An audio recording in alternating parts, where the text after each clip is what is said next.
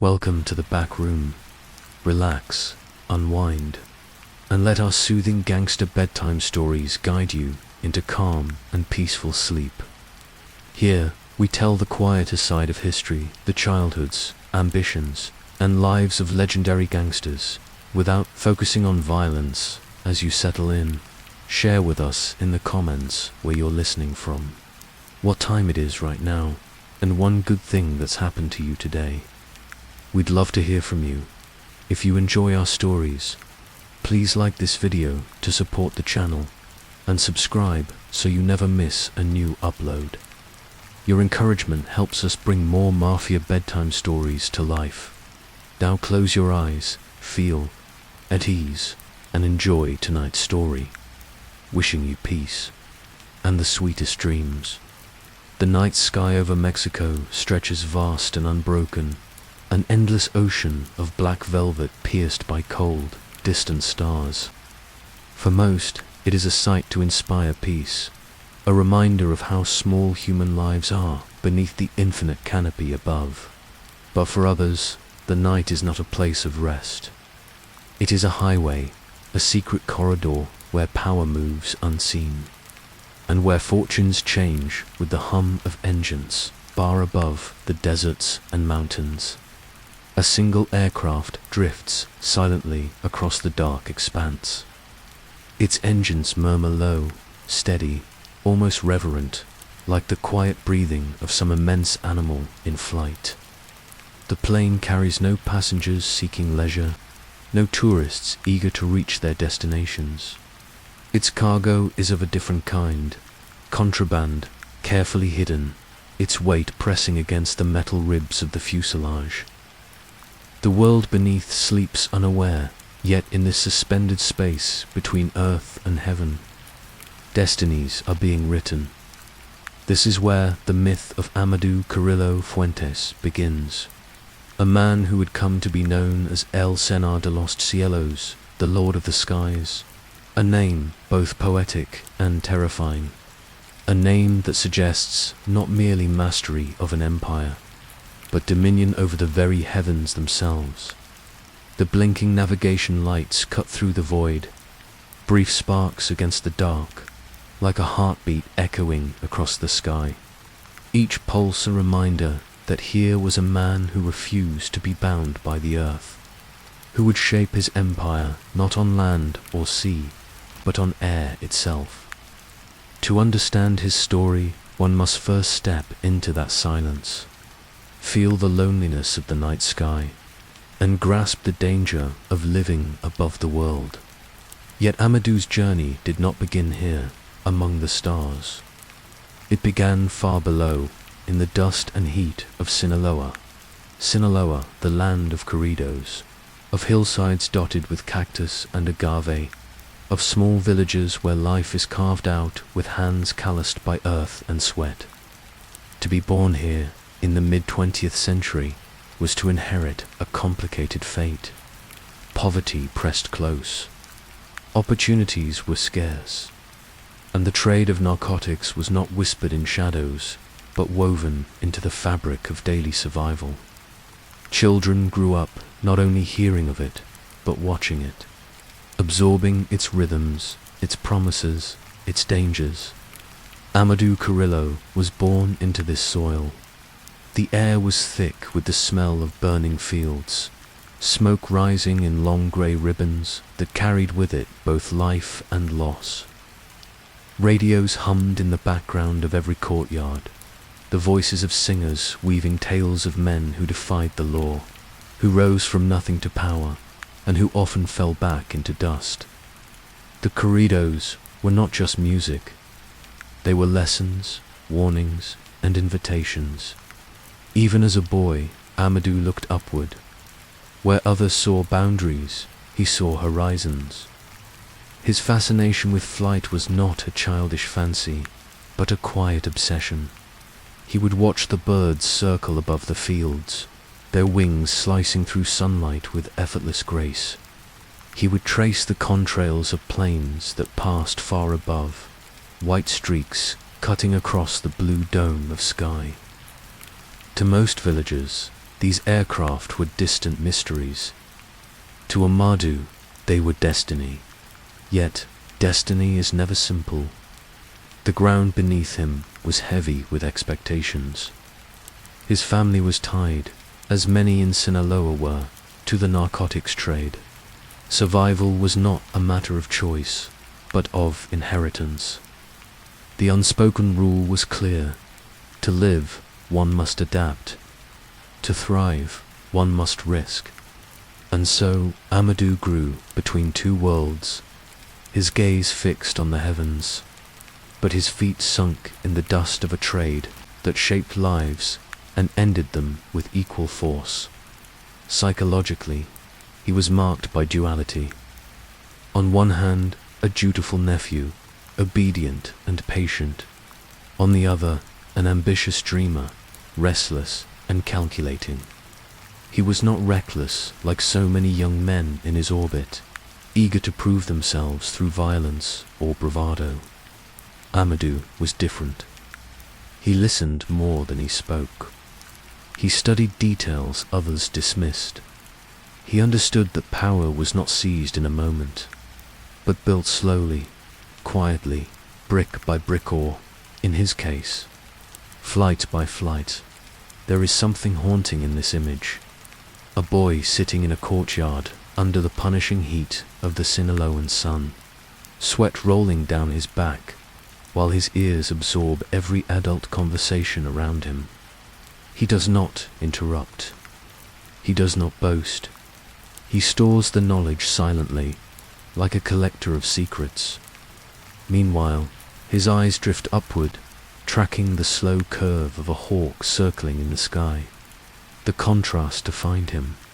Silence and noise, earth and sky, innocence and corruption. Each day, these opposites pressed closer together, shaping the contours of the man he would become. The night flight that opened this story was not just a criminal act. It was a symbol, a metaphor of a boy who refused to remain bound to dust, where others dug their roots deeper into the soil of Sinaloa. Amado prepared to lift away from it. His empire would not be measured in acres of land or in territories conquered through endless gunfire.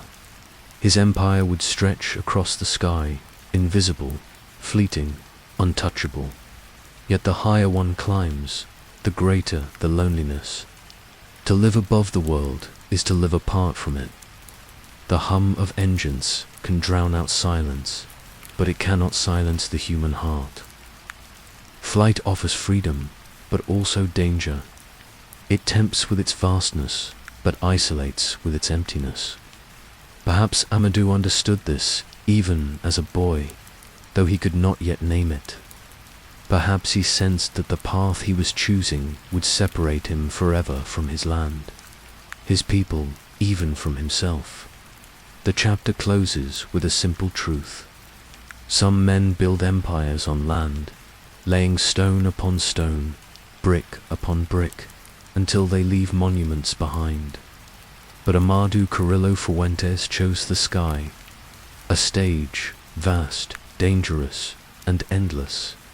A place where shadows move in silence, and where legends are born, not in sunlight, but in darkness.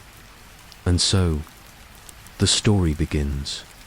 The story of Amado Carrillo Fuentes begins not in the bright lights of border cities, or in the quiet opulence of haciendas, but in the parched fields of Sin. The land there is unforgiving, stretching in long horizons of dust and sun, where each breath carries with it the faint tang of earth, smoke, and sweat. Sinaloa is both cradle and crucible, shaping men with its harshness, but also whispering to them of the possibilities hidden in its shadows. For generations, it was known as the birthplace of farmers who turned into outlaws, and of families who lived with one foot in the soil and the other in the illicit trades that wound their way northward. It was in this landscape that Amado was born. His family was neither wealthy nor destitute, but caught in the endless cycle of struggle familiar to those who tilled the dry ground. Their survival depended on resilience, on knowing how to read the skies for rain, and on unspoken codes of loyalty that stretched deeper than blood. From his earliest days, Amado absorbed these lessons not as doctrines spoken aloud, but as the silent rhythm of life itself. The boy grew up surrounded by a family where whispers of narcotics were not unusual. His uncle, Ernesto Fonseca Carrillo, known as Don Neto, was already a name carried with reverence and fear. Within courtyards where chickens scratched at the dirt, where men gathered on stools with bottles of cheap beer, the stories of Don Neto traveled like smoke, tales of Guadalajara, of alliances, of fortunes whispered into being. For Amado, these were not distant legends. They were family truths, embedded in the laughter of evenings and in the pauses of silence when adults fell quiet, realizing young ears were listening. But childhood, even in such a world, was not without its softness. There were long afternoons when the air shimmered with heat, and the sound of a radio carried across the open spaces, playing corridos that celebrated heroes and bandits alike. Amado would sit under the shade of a tree, his eyes turned upward, watching clouds crawl across the blue. He seemed always restless, as if the boundaries of his small town could not contain him. While other boys lost themselves in games or reckless fights, Amado carried himself with an unusual patience. He listened more than he spoke. He studied the gestures of men, the cadence of their words, and the unspoken meanings buried beneath them. The land around him was alive with contradictions. On one hand, the dignity of work farmers bent over their crops, mothers guarding households with quiet authority, children running barefoot through the dust. On the other, the lure of quick wealth, of packages hidden, of fields burned not to clear land but to erase evidence. The smoke of those fields clung to everything, to clothes, to skin, to memory. It carried the scent of both survival and destruction. Psychologically, these early years etched into Amado a duality that would define him for life. On one side, the dutiful nephew, the boy who carried respect for family, who learned that silence could be more powerful than bravado. On the other, the dreamer, gazing at the sky as if searching for a horizon beyond Sinaloa. This tension set him apart from his peers. Many of the young men around him were impatient, eager to chase danger for its own sake, to prove themselves through recklessness. Amado, however, cultivated discipline. He understood that power was not seized in haste, but nurtured, like a crop that demanded seasons of waiting before the harvest. Don Neto recognized this quality in him. Family ties carried obligations, but what Don Neto saw was more than blood. He saw a boy who could listen without interruption, who absorbed instruction like the dry earth drinks the rare rain. Apprenticeship in that world was not formal. It was lived. It came in the way Amado learned to read silence, to judge who in a room carried real authority and who merely pretended. It came in learning that loyalty was currency, and that betrayal could not be forgiven, not in courts, not in confessionals, and certainly not in the code of Sinaloa. The courtyards of his childhood became his first classrooms. Conversations under the fading light taught him that survival was not about strength alone, but about patience and foresight. Nights carried the sound of crickets, but also the low hum of men speaking of roots, of risks, of trust tested and broken. Amado sat at the edges of these talks, a boy among men, his silence protecting him, his memory storing everything. And yet, there was fragility too. Beneath the surface of inevitability lay the delicate strands of what could have been. He might have chosen another path, had the world been different. He might have lived the life of a farmer, hands in the soil, bound to the seasons rather than to clandestine networks. But the soil was dry, the crops uncertain, and the future promised only repetition of hardship. The cartel life, for all its dangers, shimmered with the possibility of escape. As the years passed, his education did not come from books alone, but from watching and imitating. He studied patience in his mother's endurance, strategy in his uncle's dealings, and the value of appearances in the way men carried themselves in public. Each detail mattered. Each lesson layered itself upon him, not rushing, but settling, shaping, preparing by the time adolescence hardened into youth. Amado was already walking a path marked out long before his first steps, and yet he carried within him the gaze of that boy under the tree, looking to the sky, dreaming of horizons. The chapter of his childhood is not one of action, but of atmosphere, the dust rising in the heat, the rhythm of radios echoing through courtyards, the scent of burning fields marking the air. It is a world where silence was often louder than words, where discipline separated the dreamer from the reckless, and where the weight of family bound him to destinies ridden before he could fully grasp them by the end of these years. Amado had become something rare, a young man with the discipline of an elder, the patience of a strategist, and the dreams of someone who believed he was meant for more than the dust he walked upon. To walk the dirt paths of Sinaloa with him is to feel both the inevitability of his rise and the fragility of what he left behind.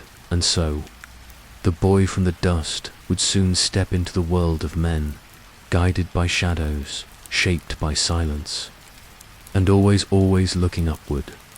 The 1980s in Mexico carried a mood of unease, a decade when shadows lengthened over the land, and silence itself seemed to carry weight. For Amado Carrillo Fuentes, these were years of apprenticeship, not a dramatic leap into power, but a steady, deliberate absorption of knowledge under the watchful gaze of his uncle Ernesto Fonseca Carrillo. Don Neto was not simply a relative.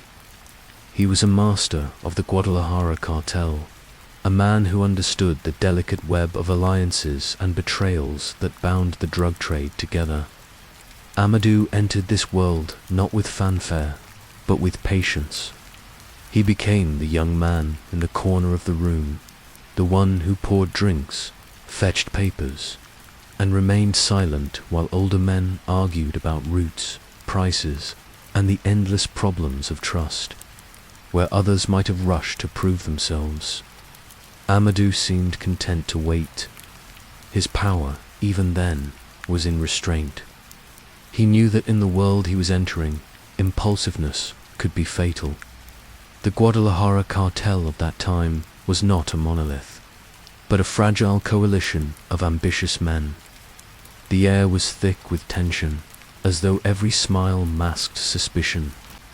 Amado learned by watching these rooms, seeing how small gestures, unfinished sentence, a glance that lingered too long could reveal truths that words concealed. He studied not only the business, but the art of survival within it. Days stretched into nights filled with smoke, the low murmur of voices, and the clinking of glasses. Amado was present, always present, yet rarely the center of attention. His detachment became a kind of shield. Where others sought to dazzle, he observed. Where others lunged for opportunity, he held back. And in that holding back, he carved for himself a different kind of authority, the authority of a man who would not be rushed, who would not be baited into mistakes.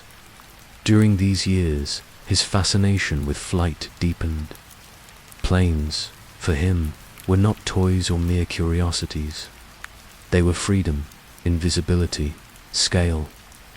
In the vast machinery of smuggling, they offered a way to bypass borders and patrols, to turn geography itself into an ally, while others fixated on convoys of trucks or risky footpaths through mountains.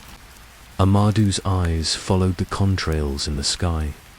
He saw in aviation the future of the trade, a method not just of moving cargo, but of redefining power. His uncle noticed this obsession, but did not dismiss it. Don Neto had the pragmatism of an older generation, yet he could see in Amado's steady gaze that this was no idle fascination. It was strategy forming in silence. Planes became part of Amado's vocabulary, the unspoken language through which he imagined his rise. Even as he learned the slow grind of logistics payoffs to police, negotiations with suppliers, the constant repair of fragile alliances, his thoughts stretched skyward, toward routes invisible to the naked eye. The cartel itself was turbulent. Violence flared, often sudden and senseless. A man could be gone overnight, swallowed by betrayal, his body left as a warning in a ditch, or not left at all. Amado walked carefully among these ruins. He saw what became of men who let pride dictate their choices, who mistook recklessness for courage. Each death, each disappearance, etched itself into his mind as another lesson. Patience survives where arrogance falls. Yet Amado was not cold, nor without feeling. He carried within him the tension of someone who could see blood spilled before him and remain. Detached not because he did not care, but because he knew survival demanded it. In that detachment lay his greatest strength and his greatest danger. To others, it made him unreadable, a man who could not be manipulated by fear or flattery. Respect came to him not through loud displays of dominance, but through the quiet aura of inevitability he carried. Those who underestimated him mistook silence for insignificance. But silence was his strategy. He had the patience to let others burn themselves out, the clarity to wait for the right moment. In rooms filled with arguments and threats, he seemed almost out of place, calm, reserved, eyes always measuring. It was as if he knew that his time would come, and when it did, it would not be seized with noise, but with precision. The 1980s also brought him brushes with danger moments where he stood, close enough to feel the edge of collapse. There were raids that nearly exposed him, betrayals that could have entangled him in violence not his own. But somehow he slipped through, not by luck alone, but by instinct. Amado had a gift for sensing when to step back, when to vanish into the background, when to let others take the fall. He was not untouchable. He was careful, and that care, in a world where caution was rare, became his armor. In these apprentice years, a shape began to form. He was no longer just Don Neto's nephew, no longer simply the boy from Sin. He was becoming something else, a strategist, a planner, a man who saw beyond the immediate horizon. Where others saw deals, he saw systems. Where others saw risks, he saw patterns. His mind worked not in bursts, but in quiet continuities, always preparing, always building. By the end of the decade, those who had dismissed him could no longer ignore him. He was still not the loudest voice, nor the most feared gunman, but whispers began to follow his name. The young man in the corner had become the figure who could orchestrate without raising his voice, who could plan without leaving a trace. He was learning the trade not as a soldier, but as a pilot mapping routes invisible to others, charting futures hidden in the sky. Amado Carrillo Fuentes was never destined to remain a foot soldier. From the very beginning of his apprenticeship, he was something different. He walked through the chaos of the Guadalajara cartel with the calm of someone already envisioning a kingdom beyond it.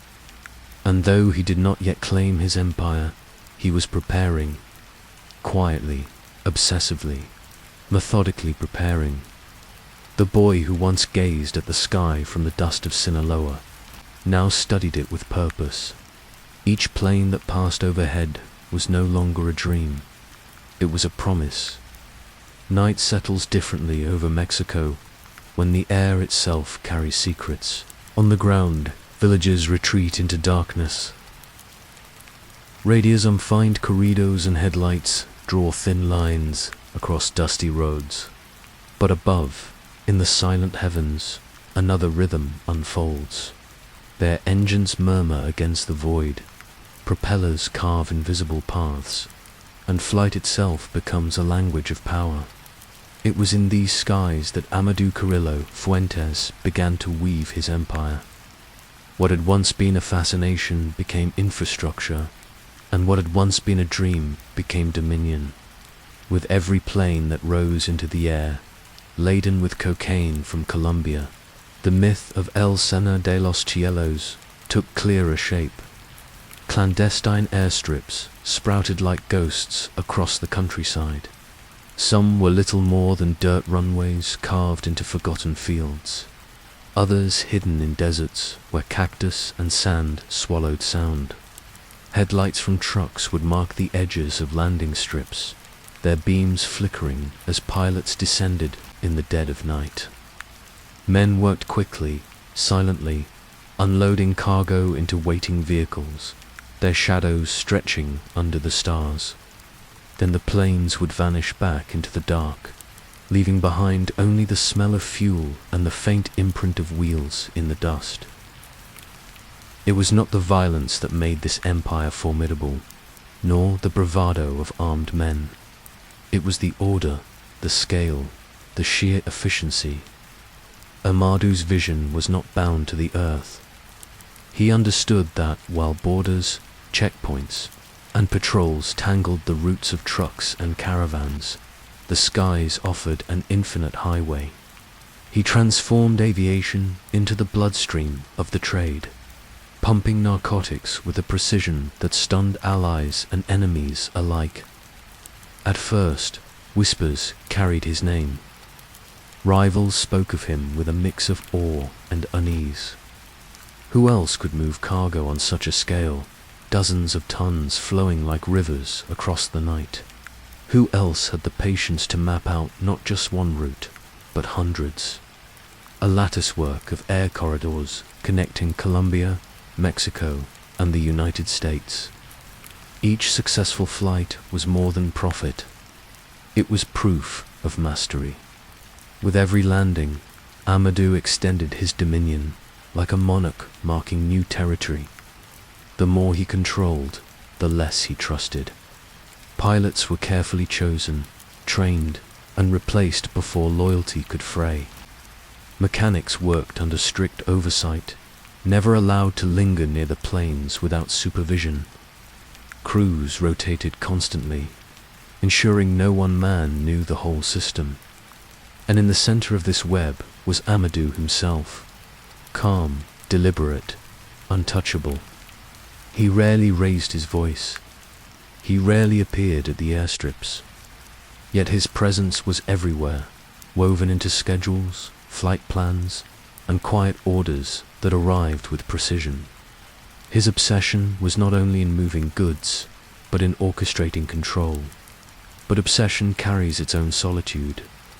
The skies gave him power, but they also isolated him. From above, he looked down upon the world not as a participant, but as a ruler surveying from a distance. Men who once stood beside him as apprentices or allies now looked at him with unease. The higher he flew, the fewer equals he found. There were nights when he would sit alone, listening to the hum of engines approaching in the distance, his eyes fixed on the horizon. Those around him whispered that he seemed more at ease among planes than among people, more alive in the world of schedules, fuel loads, and navigation charts than in conversation. The empire he built was vast, but it was also lonely. The D began to take notice. Reports filtered north of massive shipments, of a man whose aircraft seemed to move unimpeded. To American agents, his name became a puzzle, a ghost who ruled the skies. To rivals, he was a storm too vast to confront directly. And to those within his own organization, he was both benefactor and shadow, the man whose control made their fortunes possible, and whose detachment kept him untouchable. Still, danger lingered.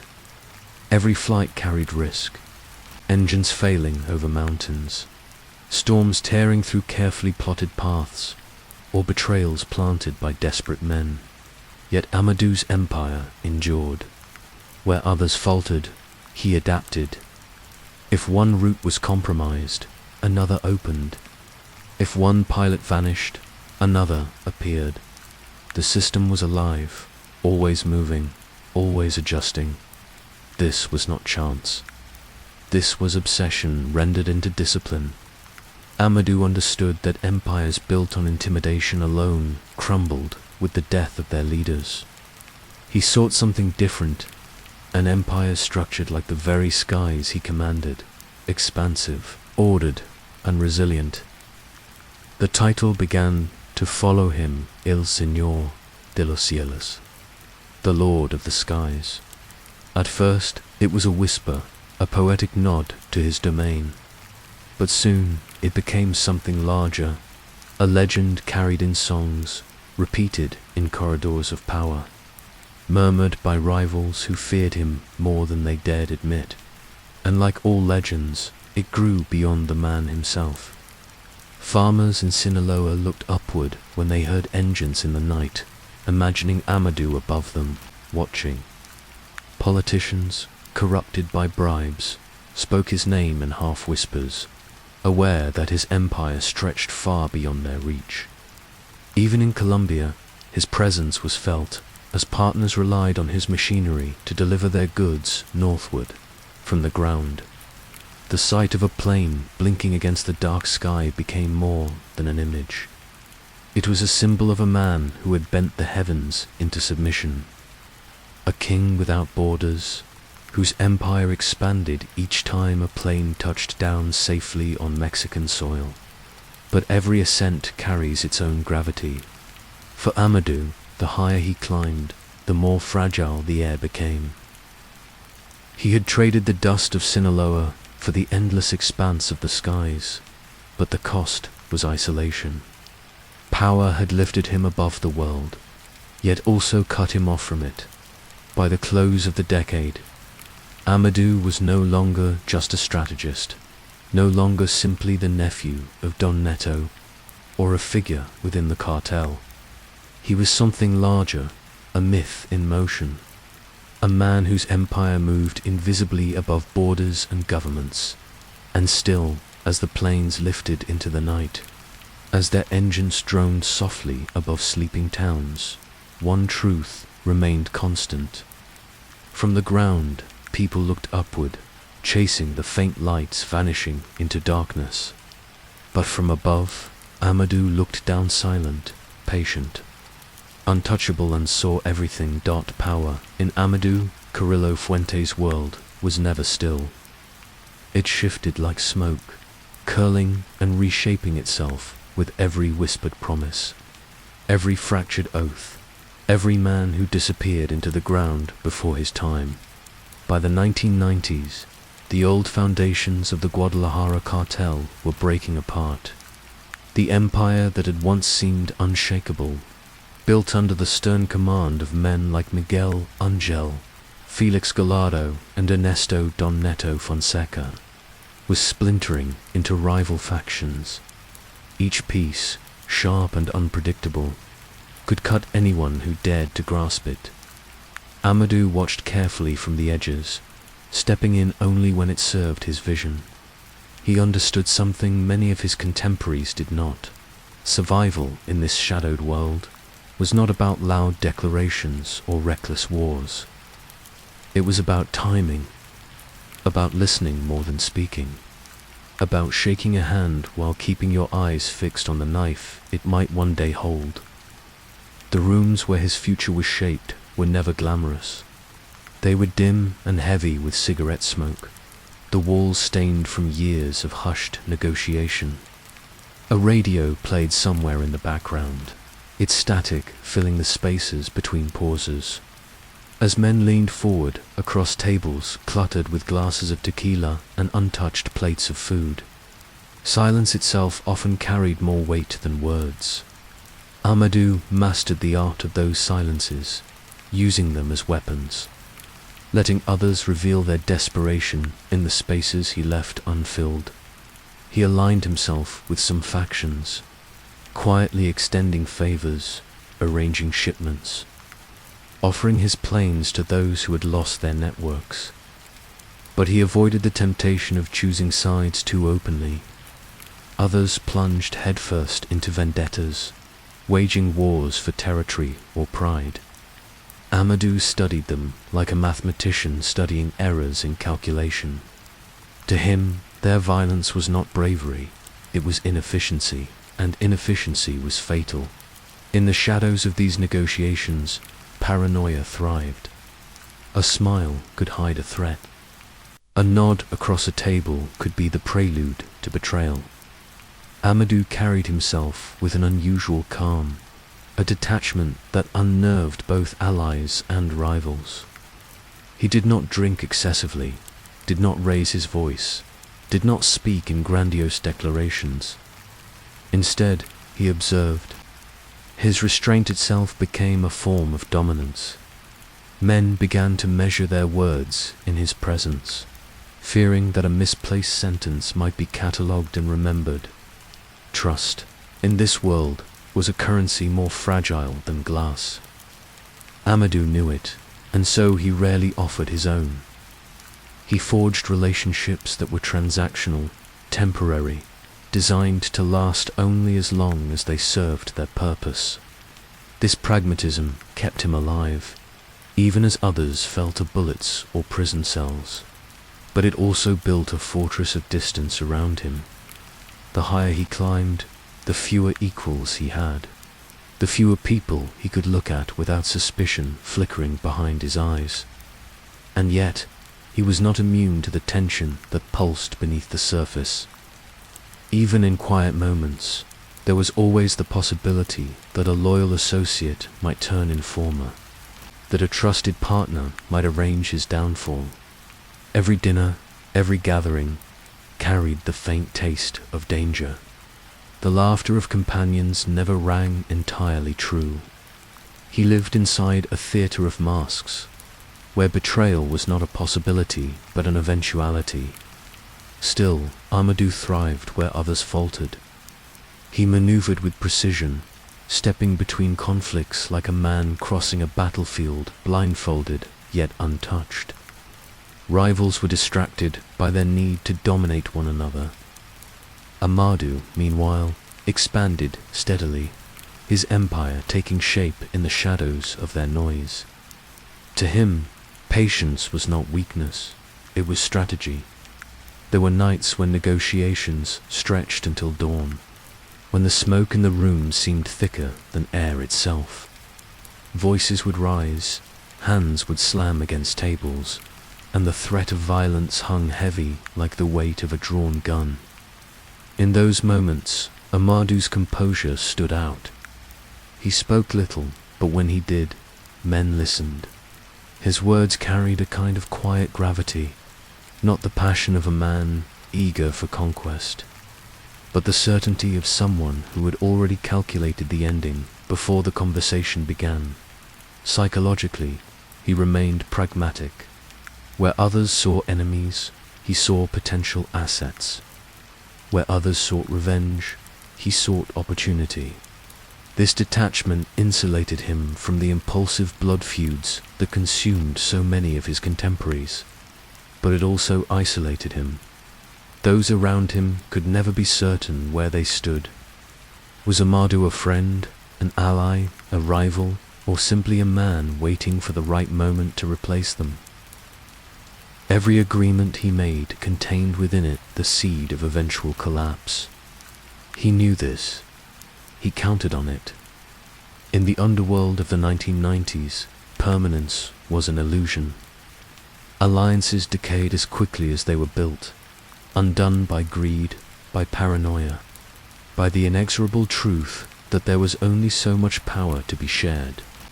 And yet Amado seemed always one step ahead, like a chess player who had studied every possible configuration of the board. Others mistook his calm for indecision, only to realize too late that he had already set the pieces in motion. His empire expanded, not through noise, but through quiet inevitability. But beneath this precision, there was a shadow growing. The more power Amado accumulated, the more he lived within a world where every ally could transform overnight into an enemy. He became a figure surrounded by whispers, respected, feared, but never fully trusted. He himself trusted no one completely. The weight of such isolation pressed on him, subtle but constant, like an invisible chain. As the decade deepened, Amado's name was no longer just one among many. He was becoming the man others measured themselves against, the strategist, the survivor, the one who turned every fracture in the cartel world into an opening for himself. Yet the same silence that had protected him now began to echo with unease. How long could he balance on this knife's edge, surrounded by men who lived and died by betrayal? The chapter of alliances was never meant to last forever. It was a bridge, fragile, necessary, but doomed by the very nature of the world that built it. For Amado, it was a chapter of survival and expansion, but also of shadows that crept closer with every deal he made. Because, in his world, every friend carried within them the possibility of becoming an enemy. And in time, somewhat power invites pursuit. And in Amado Carrillo Fuentes' world, every mile of sky he conquered, every shipment that touched down under his command, carried with it a quiet echo, the steady hum of watchful eyes across the border. By the mid-1990s, Amado was not just another trafficker. He was a figure of legend, a man whose empire seemed to stretch beyond geography, whose reach defied the ordinary limits of men bound to the earth. But legends cast long shadows, and the deeper his empire sank its roots into Mexico, the more intensely the United States turned its gaze toward him. The shadow came in many forms. In sterile offices lit by harsh fluorescent bulbs, agents of the Drug Enforcement Administration traced lines across maps, pinning photographs to boards with the patience of hunters tracking elusive prey. Surveillance planes circled unseen above desert landscapes. Phone lines, once thought private, carried whispers into hidden recorders. Every move was noted, every flight path drawn, every rumor weighed for its worth. The contrast between these two worlds could not have been starker. In Mexico, cartel life unfolded in smoke-filled rooms, in the rush of engines on clandestine runways, in whispered pacts made under starlight. In the United States, men in pressed suits and loosened ties bent over folders thick with intelligence, their work steady and clinical, their language drained of the heat that defined the lives they studied. To them, Amado was not flesh and blood. He was a file number, a code name, a puzzle whose solution promised prestige, victory, perhaps even history. But Amado was no ordinary adversary. He understood, long before many of his contemporaries, that the DEA's pursuit was inevitable. He moved accordingly. Rarely did he sleep in the same house twice. Safe houses became temporary sanctuaries, abandoned almost as quickly as they were furnished. Phones were used sparingly, sometimes never at all. He placed buffers between himself and those who sought him, a labyrinth of intermediaries designed to fragment the trail. His paranoia deepened, yes, but it was a paranoia sharpened into discipline. The D knew of him. They knew of his empire, of the planes that crisscross borders, of the tons of cocaine funneled through his networks. But knowing was not the same as catching. Time and again, operations were prepared, traps were set, and yet Amadou remained just beyond their grasp. A figure seen only in the distance, glimpsed but never seized. Each near miss added to his legend, and each failure fed his belief that he was untouchable. Still, there were cracks, subtle but real. Associates turned informants. Rival cartels whispered into American ears, hoping to tip the balance for their own gain. Files grew thicker, photographs more numerous, intelligence more precise. The DEA's pursuit was not dramatic. It was glacial, methodical, a slow tightening of a net invisible until it began to close. For Amadou, the knowledge of being hunted shaped his every movement. He learned to distrust stillness. A quiet night in one location was not a comfort but a danger, for quiet gave shadows time to gather. He thrived instead on motion convoys moving under moonlight, flights rerouted at the last minute, meetings arranged in places where departure was always possible. He became a man defined by impermanence, always one step ahead, always looking over his shoulder. Psychologically, this constant pursuit left its mark. The more Amadou controlled, the less he trusted. He built walls of secrecy around himself, walls so high that even those closest to him often saw only fragments of the man within. He lived surrounded by allies, yet increasingly alone. To the D, he was a target. To his rivals, a threat. To his allies, a figure of awe tinged with fear. And to himself, perhaps he was already a ghost in the making, a man whose life was no longer lived freely but in response to the unseen eyes above. The pacing of this hunt was irregular, unpredictable. Weeks could pass in silence, as though the D had lost interest, as though the skies were clear once again. And then suddenly, a raid on a warehouse, a network exposed, a shipment intercepted.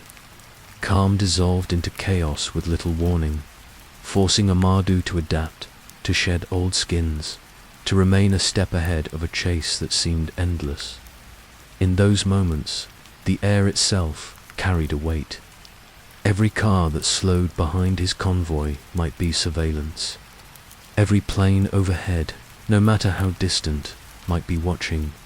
Even the heavens, which had once been his domain, seemed to grow smaller, more crowded, less forgiving. The DEA's shadow was not only a physical pursuit, it was a psychological presence. It seeped into Amadou's days and nights, an invisible companion that reminded him of inevitability. No empire, however vast, could remain unseen forever. He knew this, and yet he pressed forward, building higher, flying farther, refusing to surrender the skies that had made him what he was. For the men in Washington and Langley, his name became a symbol of frustration, of determination, of the cat-and-mouse game that defined much of the 1990s drug war. In briefings, his photograph was placed beside charts and graphs, his empire dissected into lines of supply, points of contact, financial flows. But behind those abstractions, behind the cold ink on paper, there was still a man moving, breathing, calculating, a man who refused to be reduced to data. And yet, the chase was wearing on him, even if he did not admit it, even if his legend painted him as untouchable. There were moments when the weight pressed down, when he would glance to the sky and wonder if the silence above carried watchers, when he would leave a house behind, not because it had been compromised, but because the walls themselves seemed to hum with the possibility of betrayal. The empire was vast, but the shadow was patient. And so the story of Amadou in these years is not merely one of expansion or wealth. It is a story of pursuit, slow, relentless, inevitable. A story of a man who lived among the clouds, yet could never escape the presence that lingered just behind him. Every shadow in the sky seemed to carry a watcher. And for a man who had once believed the heavens belonged to him, even the skies began to feel unbearably small. By the mid-1990s, Amado Carrillo Fuentes stood at the peak of a world few could even imagine. He had risen from dusty streets to command empires of fortune, and with that fortune came a kingdom of opulence. But his was not the loud, brash wealth of those who craved attention. His was wealth draped in shadows, a vast treasure disguised behind layers of silence and stone. Picture the marble floors of his mansions, polished until they mirrored the ceilings above. Each step echoed faintly, the sound swallowed by cavernous halls. Chandeliers hung heavy with crystal, scattering light across gilded walls, yet the rooms often sat empty, filled only with the hush of guarded secrecy. Wealth radiated from every surface, and yet, in its abundance, it carried an air of vacancy, as if beauty itself had been bought, but never truly lived in. Outside cars rested under the desert sun, their paint gleaming like liquid metal. They were more than machines. They were symbols of reach, power, and escape, a fleet that could spirit him away at a moment's notice. And yet, like ornaments lined in perfect rows, they often stood unused, engines silent, gathering the dust of disuse. They were not there for journeys, but for what they represented, that he could go anywhere, and yet, paradoxically, went nowhere freely. Parties punctuated this life, but even these were touched with restraint. Behind guarded walls, the gatherings shimmered with music and laughter. Tables were adorned with wines that had crossed oceans, dishes prepared by chefs who had learned their craft in distant capitals. Yet beneath the fragrance of expensive cigars and the lilt of music, there was a tension, an unspoken awareness that every guest, every glance, was measured. Excess existed, but it was never reckless. Amado's luxury was curated, controlled, a reminder that, even in indulgence, caution was his constant companion. What does such a world feel like from the inside? It is tempting to imagine joy, comfort, ease. Yet the truth is different. The greater the wealth, the heavier the isolation it carried. Walls were no longer built of brick alone, but of secrecy, suspicion, and endless vigilance. Each mansion became not a home, but a fortress. High gates did not simply keep strangers out. They kept life itself at a distance. Servants moved quietly, their presence careful not to disturb.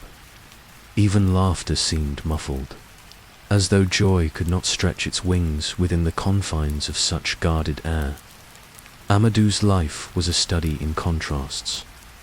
Outside his compounds, Mexico bustled with a different rhythm, children running through narrow streets, vendors calling out beneath tin roofs, the scent of street food curling upward from oil-stained grills. Life there was loud, raw, and unchanged. Inside Amado's world, the silence was suffocating. The marble gleamed, but it carried no warmth. The fountains whispered, but to no one in particular. It was as though the further he ascended, the further he drifted from the pulse of ordinary existence, and yet he could not step back. His wealth was not merely luxury, it was armor. To live modestly was to invite suspicion, to expose weakness. Every purchase, every towering wall, every empty palace was another layer of protection, another attempt to create distance between himself and the countless threats that shadowed his empire. Wealth, for Amado, was not a choice. It was a shield, one he could never set down, but shields are heavy.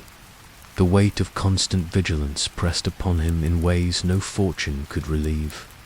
Imagine walking through corridors where every mirror reflects not only your face, but also your fears.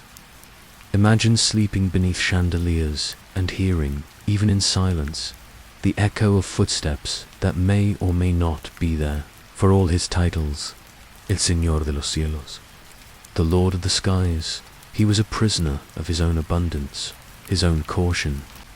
This paradox extended to his psychology. He had once been a man of motion, driven by the sky itself, yearning for altitude and freedom. Planes had been his escape, his ambition, his symbol of limitless possibility. Yet now, surrounded by everything he had ever dreamed of, he found himself anchored, earthbound, enclosed within the empire he had built. The skies still beckoned, but even they carried shadows of watchful eyes. At times, the wealth itself must have felt surreal, almost dreamlike.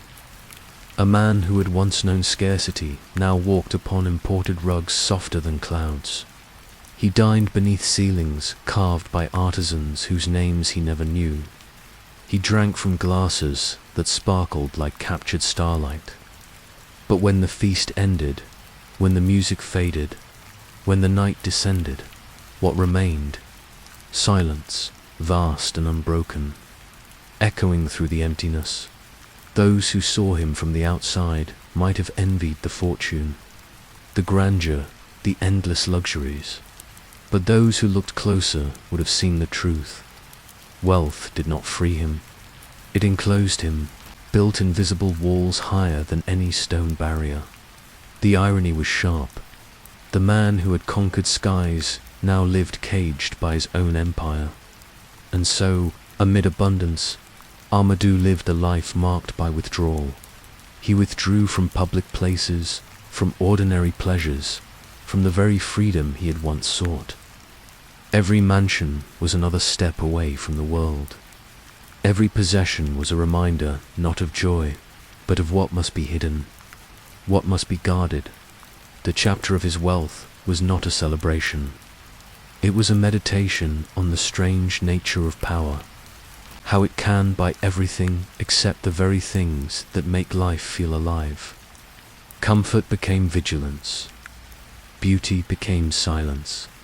Freedom became enclosure. In the end, Amado Carrillo Fuentes was not surrounded by friends, nor by the comforts of a simple life, but by the glitter of chandeliers, the hum of air conditioning, the weight of armored doors. He had everything, and yet he had nothing that could quiet the shadows that followed him. The Lord of the Skies had built his empire of fortune, but fortune, in his world, was never light, never joyous.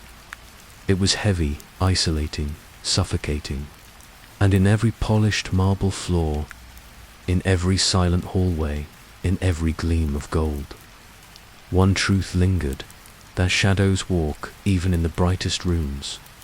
By 1997, the man once untouchable, the man who had flown above the reach of rivals and governments alike, found himself standing at the edge of a very different horizon.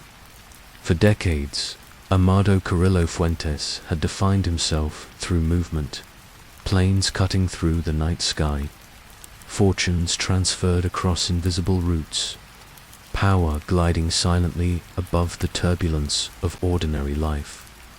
Yet now, his body betrayed him.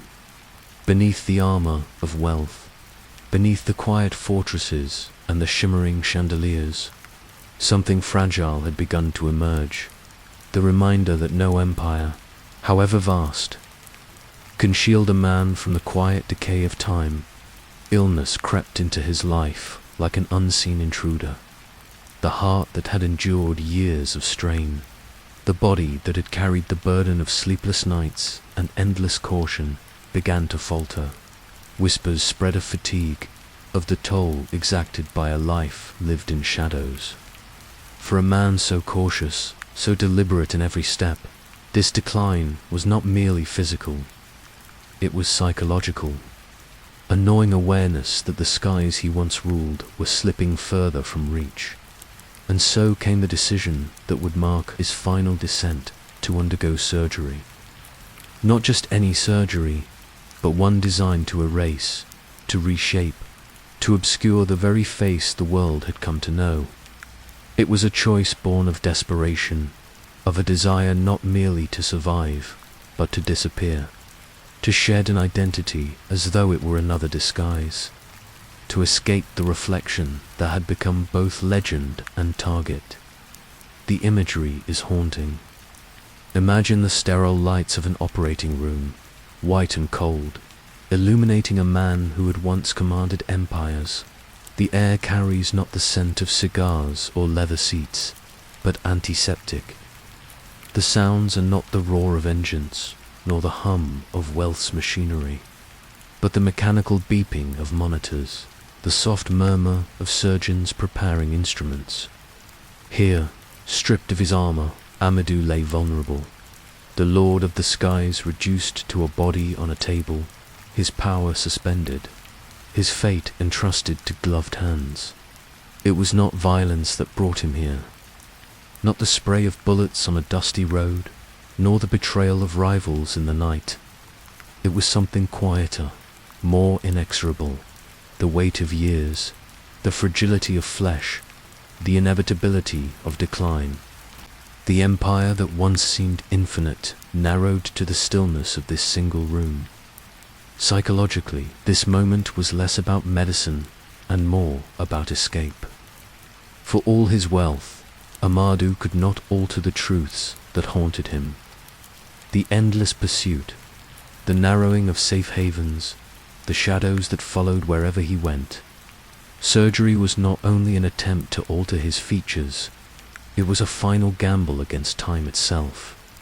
A man who had once sought freedom in flight now sought it in anonymity, in the possibility of walking unseen through a world that had once bowed at his presence.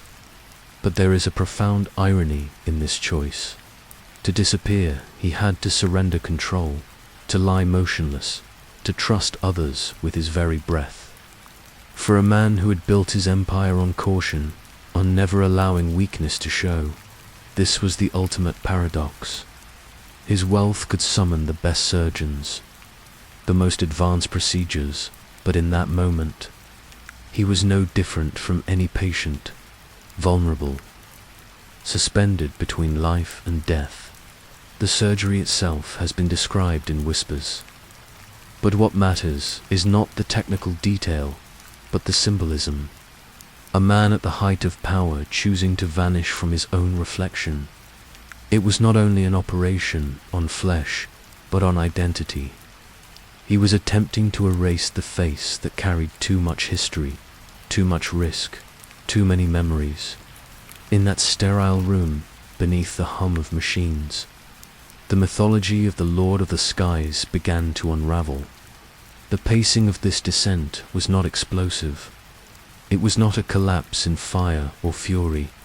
It was a slowing, a dimming, a gentle but inevitable surrender.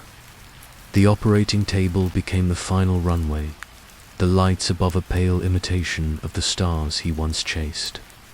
There were no engines roaring, no applause of fortune, only the stillness of breath measured by machines, the shadows of surgeons moving silently across white walls. And in this stillness, we see the truth of power, that it cannot insulate against mortality. Empires crumble not only from wars and betrayals, but from the simple failure of the human body.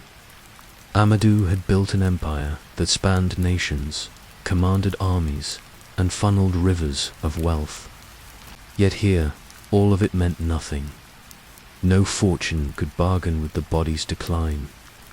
No network could negotiate with the quiet inevitability of the human heart giving way. For those who remembered him, the image is stark. The man who filled skies with planes, grounded in silence.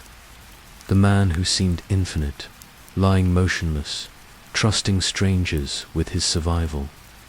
A life defined by control surrendered, not in violence, but in sterile vulnerability.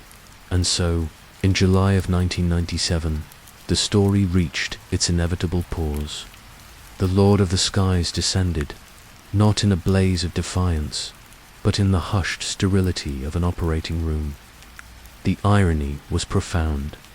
A man who had lived in constant motion, undone not by a rival's hand, but by the stillness of the very procedure meant to deliver him freedom. The engines fell silent. The sky emptied, and Amado Carrillo Fuentes, who once believed he could outfly fate, discovered the one horizon no man can cross. Death, for most men, is an ending. For Amado Carrillo Fuentes, it became something else entirely, the beginning of a different kind, a rebirth into legend. In July of 1997, when news spread that the Lord of the Skies had died in a Mexico City hospital, the country did not respond with silence. Instead, it erupted with noise, the chatter of disbelief, the wail of corridos rising from village radios, the hushed and endless speculation that perhaps he had not died at all. The funeral itself was more than ceremony. It was theater, ritual, and myth layered into a single procession. His body, or what was said to be his body, was laid in a gold-plated coffin. Even in death, opulence clung to him, as if wealth could seal his story against decay. Crowds pressed against fences, sweating in the heat, faces lifted not only in grief, but in curiosity. Some came to mourn. Others came to see for themselves whether the man of the skies had truly fallen to earth. The atmosphere was surreal. Thousands gathered, their presence turning a funeral into a spectacle. The scent of dust and roses mixed in the air, carried by the restless wind of the northern desert. Vendors sold food nearby, as if it were any other public gathering, while men with guitars sang corridos in Amado's honor. Each song transformed his life into verse, ballads of courage, of cunning, of wealth beyond measure. For many, these songs became truth. The border between history and legend blurred with every chord. Yet among the mourners, there was unease. Whispers passed quietly from mouth to ear. Was the man inside the coffin truly Amado? Or was this yet another deception, one final trick played by a man who had outwitted governments and rivals alike?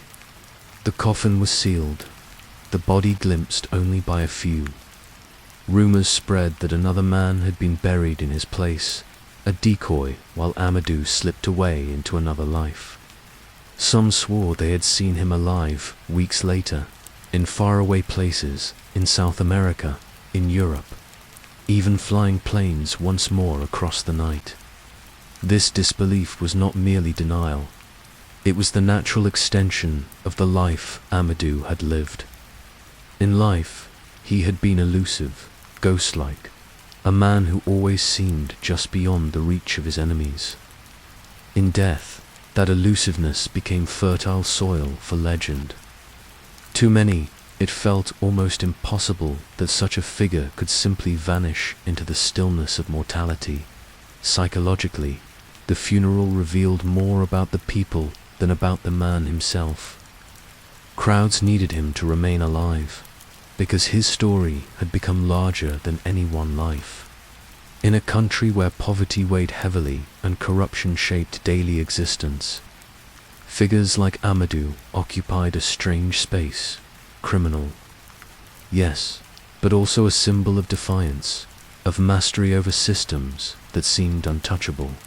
His myth was not only about power, but about possibility, the idea that one man could rise so high, fly so far, and bend fate itself to his will.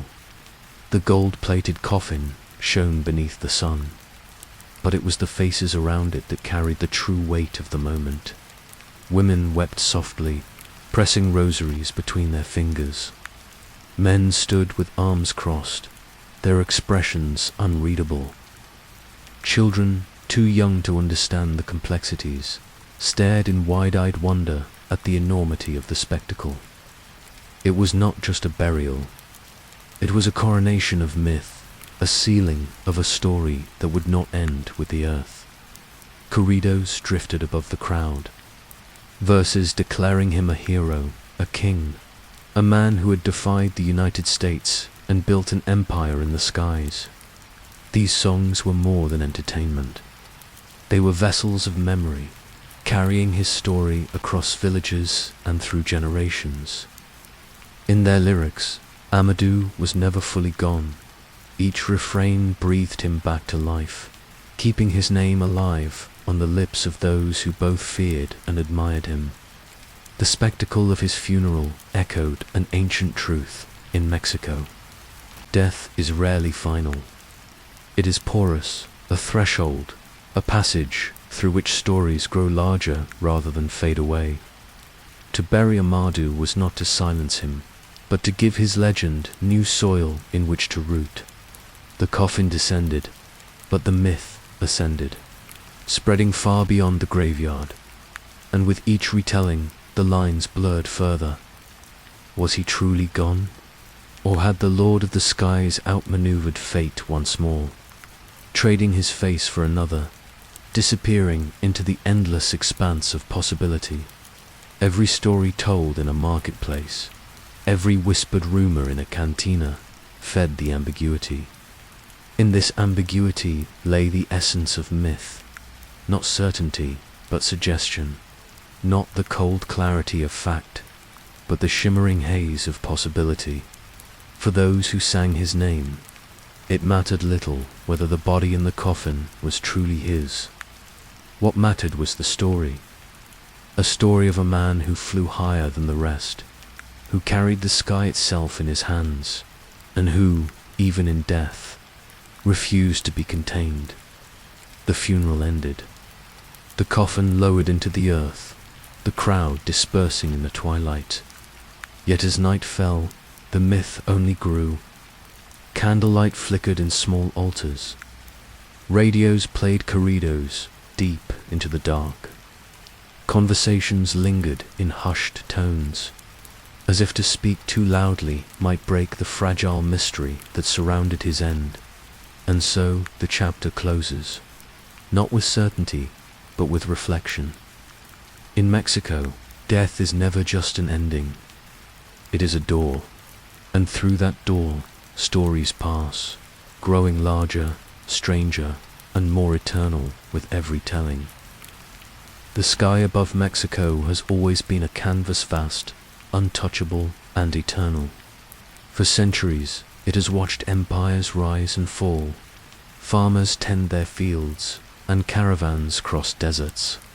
It has carried the prayers of the poor and the ambitions of the powerful, and for a brief, turbulent time, it carried the weight of a single man's dreams. Amado Carrillo Fuentes, the Lord of the Skies. His death marked an ending, but it was not closure. The engines quieted, the newspapers screamed his name, and the nation mourned or celebrated depending on where one stood. Yet above it all, the sky remained unchanged, stretching endlessly, as if indifferent to the dramas unfolding beneath. In the days following Amado's burial, Mexico shifted uneasily into a new chapter. The funeral had been extravagant, but the business of narcotics did not pause for grief. Planes continued to fly, shipments continued to move, and the corridors of power remained as restless as ever. New names rose, new factions battled for dominance, and the cycle repeated, like the changing of seasons. Amado was gone, but the machine he had once commanded hummed on. What then was his legacy? Was he simply a man who mastered logistics, who turned the sky into his private highway? Or was he something larger, a figure so enigmatic that death could not contain him, a myth carried forward by song and suspicion? Psychologists often speak of archetypes, of the roles that echo through history: the warrior, the king, the outlaw, the martyr. Amado seemed to straddle several of these, inhabiting a role greater than the sum of his deeds. He was the outlaw who became king, the strategist who built an empire, the figure who died in mystery and thus lived forever in imagination. His story became less about the man himself and more about the needs of those who remembered him. Some needed him as a folk hero, proof that the poor could rise to extraordinary heights. Others needed him as a cautionary tale, evidence of the costs ambition extracts. And some, still whispering that he never truly died, needed him as a ghost haunting the horizon. But beyond myth and memory lies a deeper, quieter question. What drives men to lives like his? Poverty, yes. Opportunity, perhaps. But there is also something more elusive, the hunger for control, the desire to command forces larger than oneself. For Amado, the sky represented not just power, but transcendence. To master the air was to rise above borders, laws, and limitations. It was to slip into a realm where only ambition set the ceiling. And yet, in chasing the infinite, he bound himself to the same fate as so many before him. His empire could not outlast mortality. His fleets could not shield him from the frailty of flesh. The Lord of the Skies fell, not in battle or betrayal, but on an operating table, under the dim glow of surgical lamps. A reminder that even the most untouchable figures are, in the end, human. Still, his myth refuses to fade. In border towns and mountain villages, corridos still echo his name. Children learn his story not from textbooks, but from whispered legends and songs played at dusk. He has become a symbol, not unlike those saints whose statues are draped in offerings, both revered and feared. But the sky, indifferent and eternal, holds no memory. It does not remember the sound of his engines or the weight of his ambitions. It stretches on, unchanged, as plains from other hands now carve their paths across its expanse. The empire shifts, the names change, but the airways remain. Perhaps that is the truest reflection of Amado's story. Men rise and fall, but the structures they inhabit persist. The drug trade adapted seamlessly, as if his absence were only a brief pause. Power, a pause of vacuum, and in Mexico, that vacuum was swiftly filled.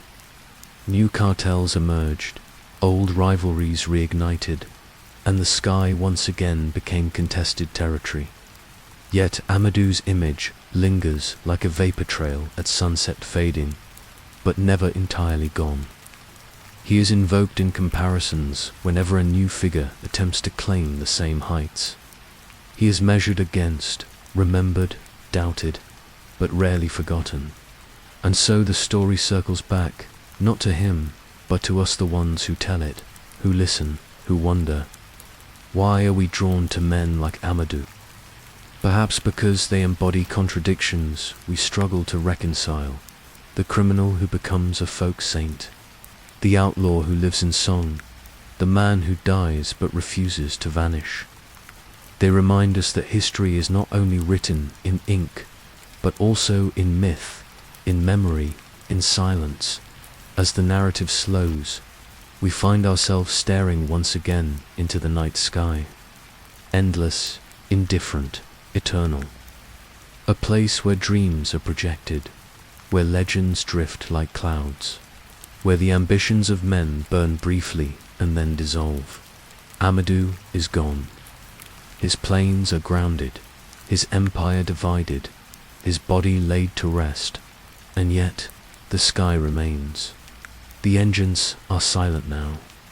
The corridos soften like echoes carried by the wind. And in the quiet, one truth lingers. In Mexico, legends never die. They shift, they adapt. They circle endlessly like shadows in the night air. The chapter closes not with certainty, but with an image.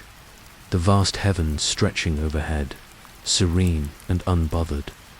Beneath them, the world changes, empires crumble, names fade. But the sky holds steady, infinite, awaiting the next dreamer, bold enough, poor desperate enough to try and claim it.